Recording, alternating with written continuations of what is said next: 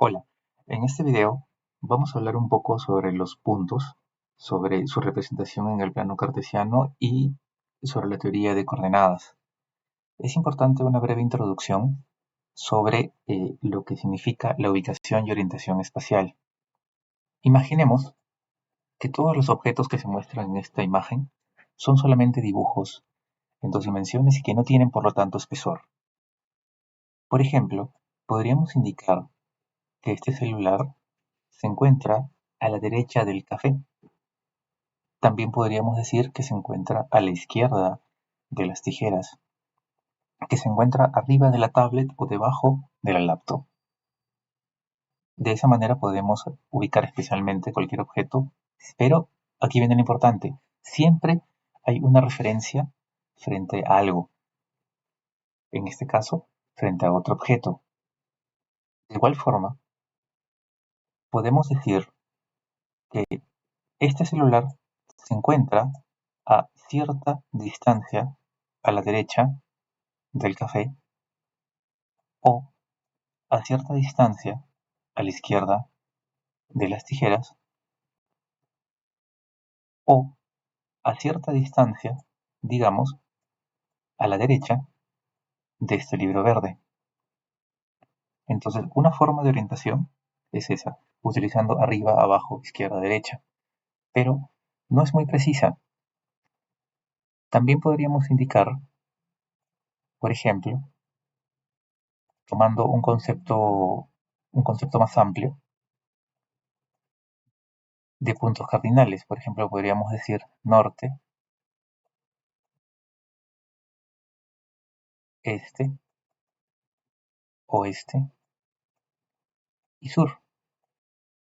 Con ello, podríamos decir que el celular se encuentra al norte de la tablet, al este del café, al oeste de las tijeras o al sur de la laptop.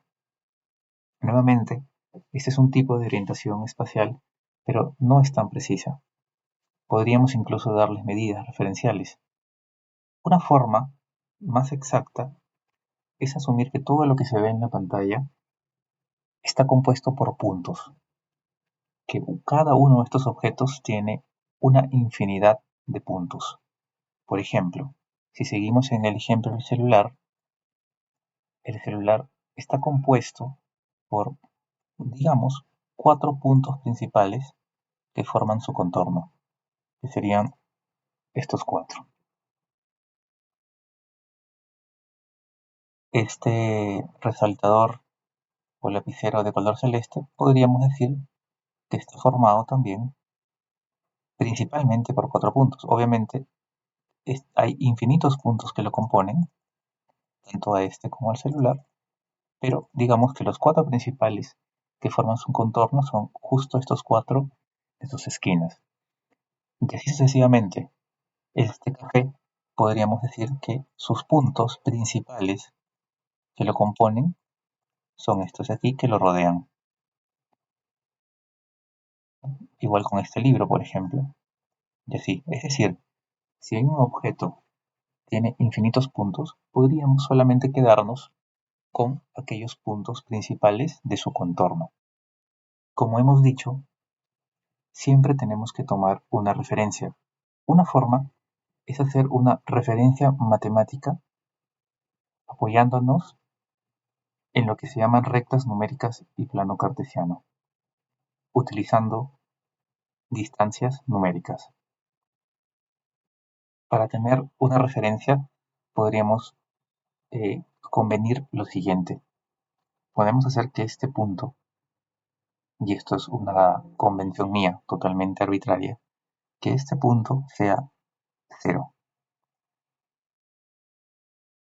Entonces, eligiendo una medida de metros, centímetros, es decir, medidas de distancia convenientes, podemos dividir esta línea en porciones iguales, equidistantes. Entonces sería así: 1, 2, 3 y así sucesivamente. 4, 5, 6, 7, ¿no? Naturalmente, pues esto tiene que ser con medidas reales. Si esta es una mesa, probablemente de aquí a acá sea realmente 90 centímetros. Entonces, este 9 sería como 90 centímetros. Y podemos hacer lo mismo hacia arriba. Es decir, donde igual podemos, por ejemplo, dividir esto en partes iguales. 2, 3, 4, etcétera.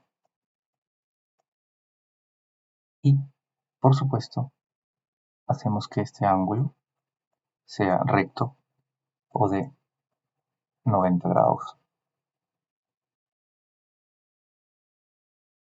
Lo que hemos hecho aquí es crear un plano cartesiano.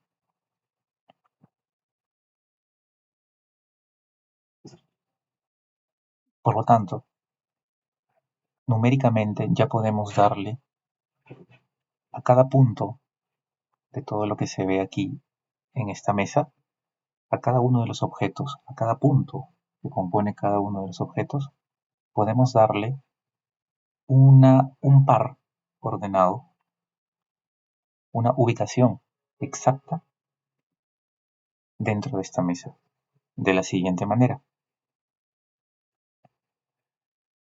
Por ejemplo, vamos a dotar a esta esquina de una ubicación exacta y, bueno, aquí está aproximado, pero vamos a suponer que justo ha coincidido con este 5 y por aquí también.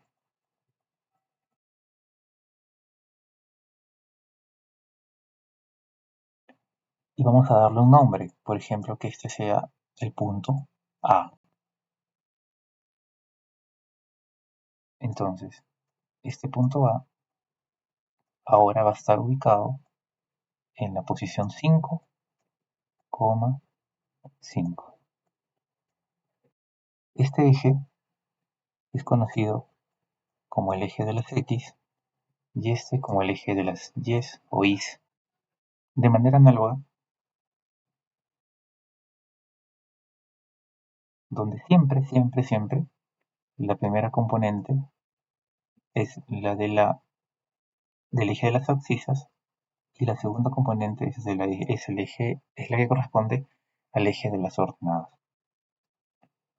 De esa forma podemos seguir atribuyéndole un par ordenado, una coordenada a cualquier otro punto. Por ejemplo,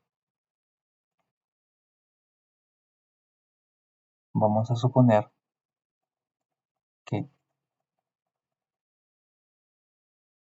este punto que compone el clip y se llama punto B,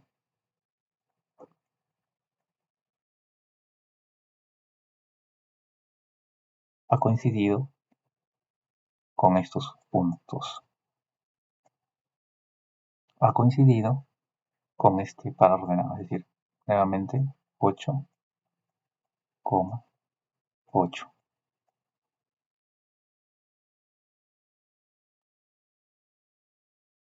Otro ejemplo podría ser de repente esta esquina que coincide con 4 y con 3. Y a este le vamos a llamar punto C. Es decir, el punto C tendría 4,3. Obviamente, siendo estos números, podrían ser también decimales. Siendo más específico, de repente A está en la coordenada 5,2, por ejemplo, y 4,9, digamos, ¿no? Siendo lo más exactos. Es decir, no tienen que ser números enteros, pueden ser tranquilamente números decimales. Incluso pueden ser números negativos. Si extendemos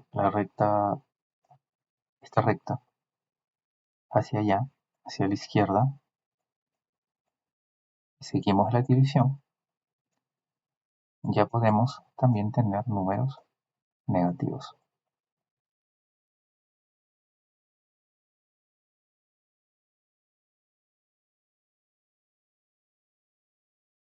y por lo tanto cualquier par ordenado que se encuentre por aquí, por ejemplo en este caso, digamos un punto D sería menos 3, siempre el eje de las abscisas, menos 3,2. De esta forma podemos continuar y representar cualquier objeto en dos dimensiones de esta manera. Es decir, estamos asumiendo que el lienzo, es decir, esta superficie blanca es totalmente plana, es un plano, es como una hoja de papel, es un plano infinito, pero valga la redundancia, totalmente plano. Todos los objetos, todos los puntos, todo lo que se ve en la pantalla es plano, no tiene alturas.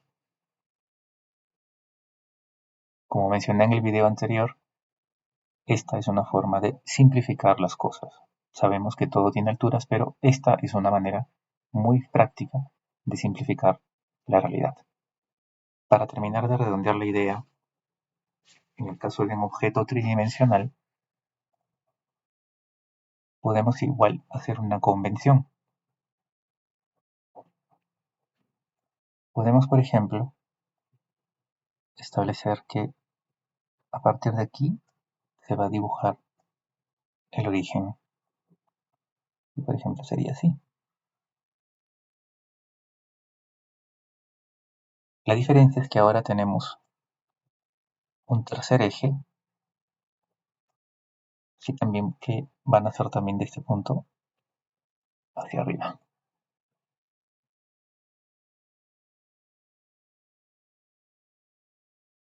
Etcétera. Por este lado algo similar.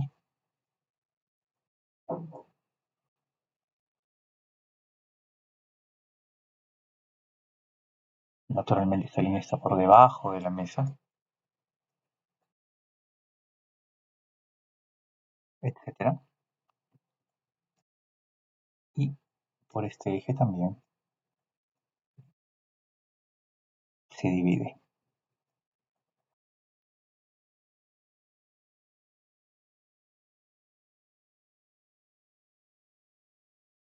Bajo el mismo criterio que vimos hace un momento, podemos, por ejemplo, establecer las coordenadas de este punto que, digamos, está espacialmente está flotando, por así decirlo. Entonces podríamos decir que está, digamos así, en 2, está en 3 por el otro eje y está, digamos, a una altura de 2 en el eje de las alturas. Si llamamos a ese punto, A tendría las coordenadas 2,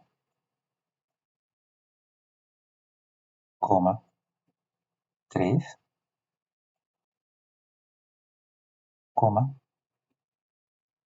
2.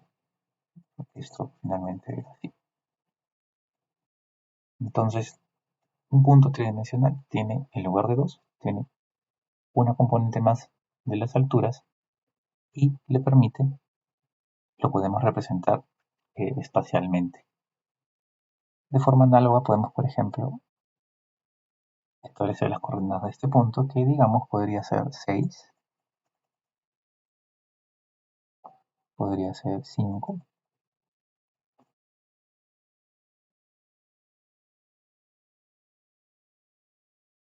y finalmente digamos 3 por este lado. Entonces si a esto le llamamos punto B, B sería siempre en el orden 6, 5 y 3. Como mencioné en el video anterior,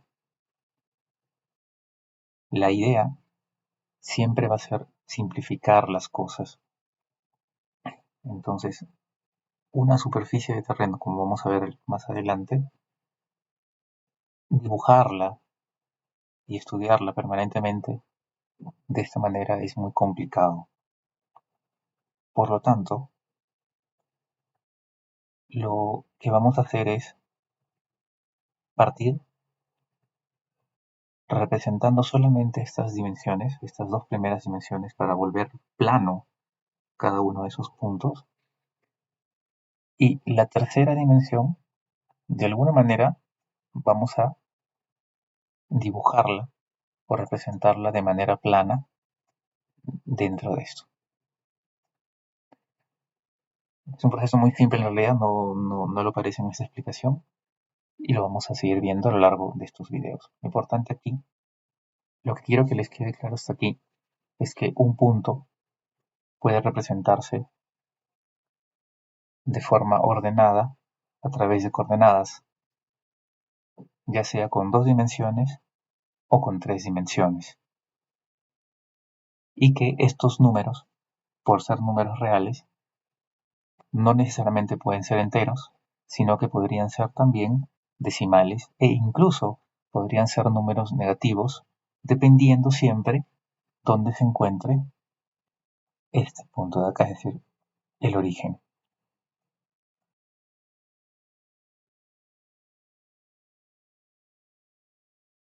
Siendo un poco más formales sobre lo que hemos visto, podríamos indicar que cualquier punto A siempre pues es un par ordenado XY, habiendo convenido un origen para este plano que en este caso es pues todo este lienzo blanco que se ve en la pantalla, ¿no? A su vez, definido un punto como A, podemos, si queremos, seguir estimando subsistemas de coordenadas como x', y'. Ya viendo esto un poco más hacia superficies de terreno, identificado un punto A, y como vimos, el 0 estaba por aquí, acá estaba el sistema principal XY, identificado A, gracias a A podemos darle coordenadas a cualquier punto, en este ejemplo, de la superficie de la base de esta casita. Entonces, el punto 1 tiene su coordenada x1, y1. El punto 2 tiene sus coordenadas x2, y2. El punto 3 tiene sus coordenadas x3, y3.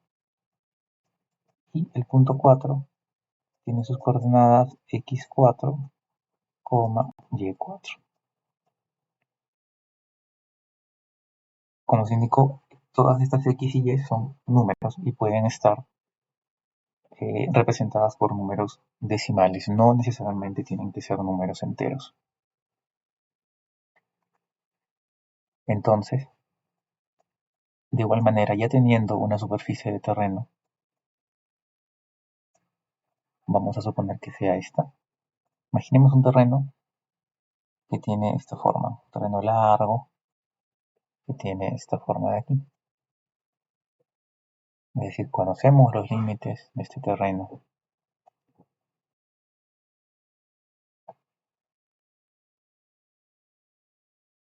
Este terreno está formado por infinitos puntos. En su interior tiene infinitos puntos. La ubicación espacial de cada uno de estos puntos la podemos determinar conveniendo un eje de coordenadas en la posición que queramos. Yo, por ejemplo, voy a tomar este. Voy a hacer que este sea el 0,0 y este va a ser mi eje principal. Es decir, mi eje X, y hacia arriba va a ser mi eje Y. Por lo tanto, cualquier punto que yo tome, por ejemplo este, que le voy a llamar 1 va a tener su coordenada X y su coordenada Y. Este, por ejemplo, que le voy a llamar 2, va a tener su coordenada X y su consecuente coordenada en el eje de la Y. Es decir, 1 va a ser, digamos, X1, Y1. Son números, recuerden, son números. Y 2 va a tener su coordenada X2, Y2. Son números, son distancias que va a salir de medir desde aquí, desde este origen, hacia acá.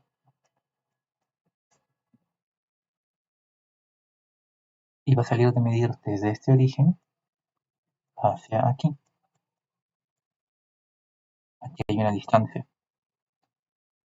Aquí hay una distancia en X, que es el valor de X1, y acá va a haber una distancia en Y que determina el valor de Y1. Similar con este lado, ¿no?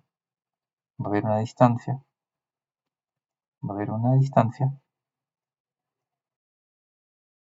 aquí, X2, y va a haber una distancia aquí, una distancia Y2, que determinan estos valores. De esa forma se van a identificar todos los puntos que comprenden este terreno.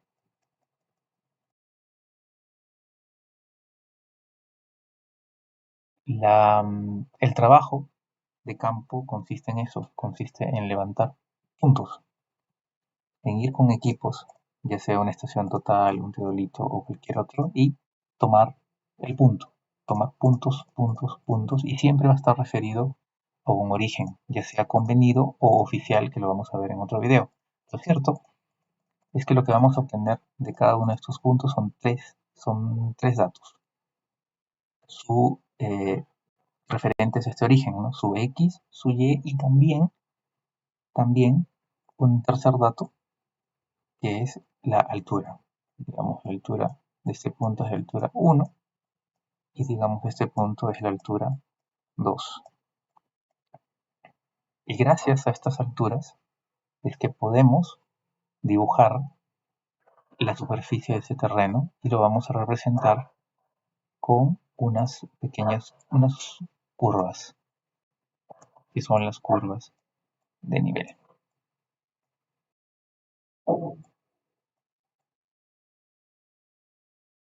Que dependiendo su posición, que dependiendo su espaciamiento, nos van a poder indicar cómo es el relieve de este terreno.